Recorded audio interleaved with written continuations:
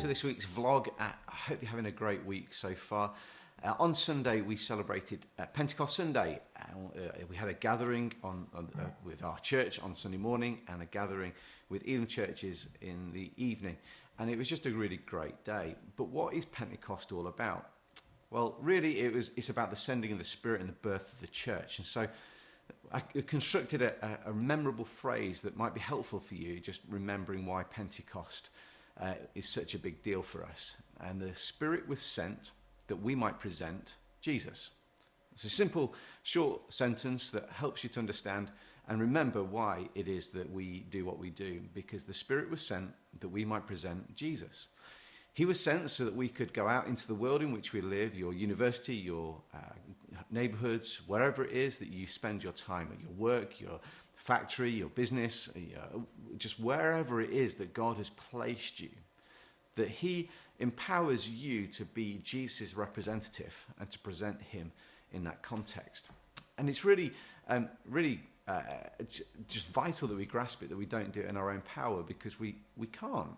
And we need him to be at work in us to empower us to present Jesus well in the world. Not simply by the way that we act and live, but in our proclamation of who Jesus is.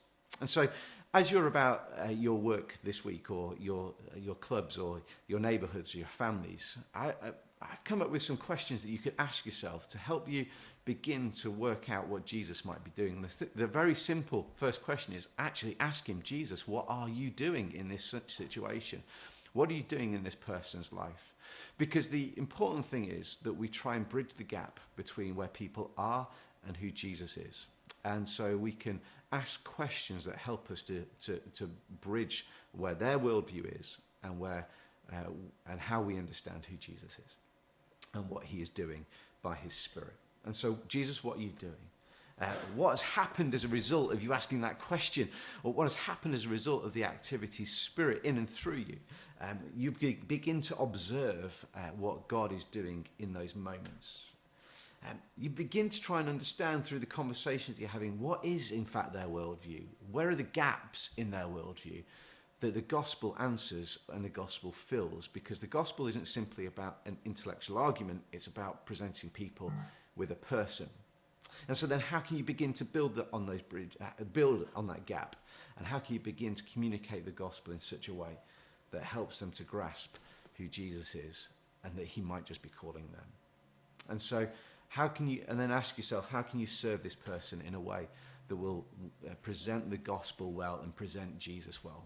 Because remember that the Spirit was sent that we might present Jesus. I hope you have a great week. And I hope as you go through this week, it isn't just great because of what you're involved in, but because you see the activity of the Spirit in and through you, in your workplaces, your personal, private spaces, the places where God has sent you to be his ambassador for his glory. So I hope you have a fantastic week and tell us your stories.